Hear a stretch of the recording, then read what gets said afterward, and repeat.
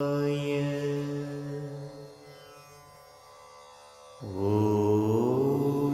நம சிவாய. ஓம் நம சிவாய. ஓம் நம சிவாய. ஓம் நம சிவாய. ஓம் நம சிவாய. இப்போ எவ்வளோ அருமையான ஒரு அபிஷேகம் பார்த்தோம்.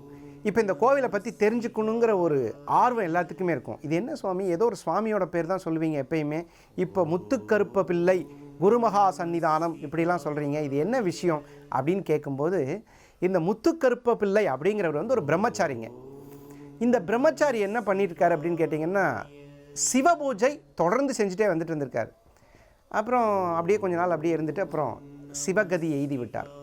அப்புறம் இவருக்கு நிறைய சொத்து சேர்த்துட்டார். எப்பயுமே சிவன் கும்பிட்டாலே ரொம்ப சொத்து அதிகமாக கிடைக்கும். அது மாதிரி இவர் நிறைய சொத்து சேர்த்துட்டார். இந்த சொத்தை சேர்த்துட்டு அவருடைய அண்ணன் தம்பி குடும்பங்களுக்கெல்லாம் கொடுத்துட்டார்.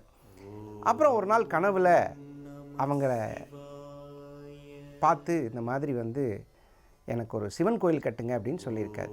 அப்புறம் இவ்வளோ சொத்து கொடுத்துட்டு போனால் கட்டுவாங்க இல்லையா, அந்த மாதிரி வந்து கண்டிப்பாக ஒரு சிவன் கோயிலை அழகாக கட்டியிருக்காங்க. இவரை வந்து அவர் சம்பாதிச்ச அந்த சொந்த வயல்லையே அவர் சமாதி அடைச்சிருக்காங்க. ஸோ அந்த மாதிரி ஒரு குருவினுடைய மகா சன்னிதானமாக இது இருக்கிறதுனால இதை வந்து குரு மகா சன்னிதானம்னு சொல்கிறோம். இந்த இடத்துல சிவன் கோயில் எழுப்பப்பட்டிருக்கிறது. இந்த கோவிலில் வந்து எந்த மாதிரியான வேண்டுதல்கள் செய்தால் பல நூறு வருடங்களுக்கு முன் முத்துக்கருப்ப பிள்ளை சாமி என்ற தீவிர சிவபக்தர் சாமியா பிள்ளைப்பட்டி கிராமத்தில் வசித்து வந்தார்.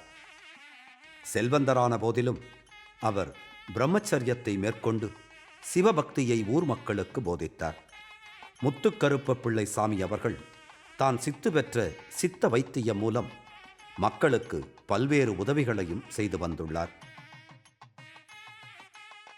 இந்த மண்ணில் உதித்த மகான் முத்துக்கருப்ப பிள்ளை சுவாமி அவர்கள் அருள்மணம் பரப்பும் அன்பு வடிவமாக அறியாமை என்னும் இருளை அகற்றும் ஒளிவிளக்காக அவதாரம் எடுத்து பூச நட்சத்திர நன்னாளில் மறைந்தார். அவர் இறந்த பின் அவரின் வயலிலே ஜீவ சமாதி அமைத்து அவ்வூர் மக்கள் வழிபட ஆரம்பித்தனர். நாட்கள் கடந்த பின் ஒரு நாள் உறவினர்கள் கனவில் வந்து தன் ஜீவ சமாதி இருக்கும் இடத்திற்கு அருகில் சிவாலயம் அமைக்குமாறு அருள் கூறினார். பின் 1875 ஜனவரி 21 மகான் முத்துக்கருப்பு பிள்ளை அவர்களின் வழித்தோன்றலான சுவாமிநாத பிள்ளை என்பவரால் அருள்மிகு முத்துக்கருப்ப பிள்ளை சுவாமி குருமகா சன்னிதான சிவாலயம் திருத்தலத்தின் மூலவராக இருக்கும் சிவலிங்கமானது மாமல்லபுரத்திலிருந்து கொண்டு வரப்பட்டு ஆகம விதிப்படி இவ்வாலயத்தில் பிரதிஷ்டை செய்யப்பட்டுள்ளது.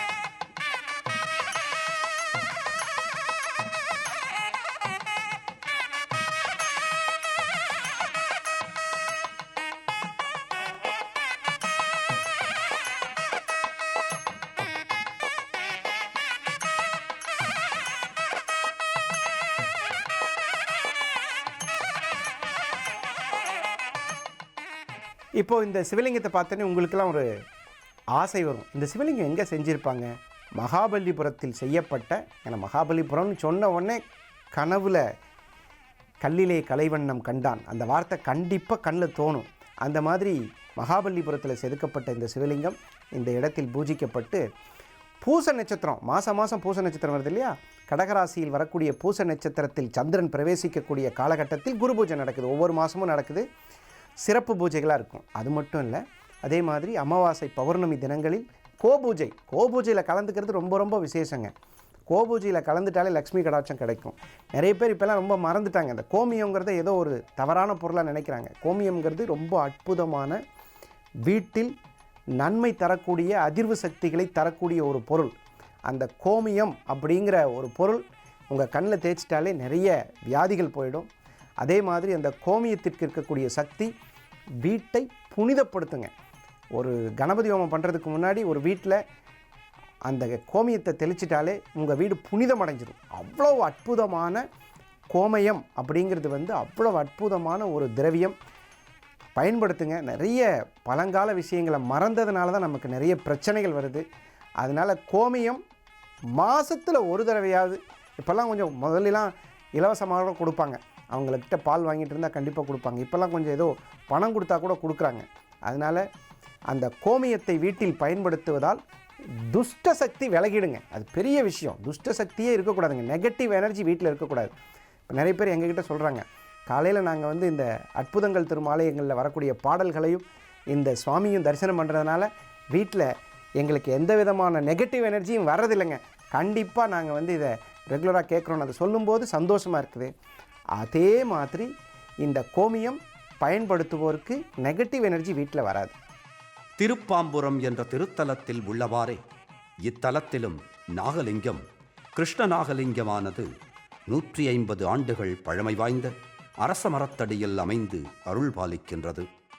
இத்திருத்தலத்தில் மாதந்தோறும் பிரதோஷம் அன்று சிறப்பு பூஜைகள் நடைபெறுகின்றன. அமாவாசை பௌர்ணமி தினங்களில் கோபூஜைகளும் நடக்கின்றன. மாதந்தோறும் பூச நட்சத்திரத்தில் மகான் முத்துக்கருப்ப பிள்ளை சுவாமி மறைந்த தினத்தன்று குரு பூஜை நடைபெறுகின்றது.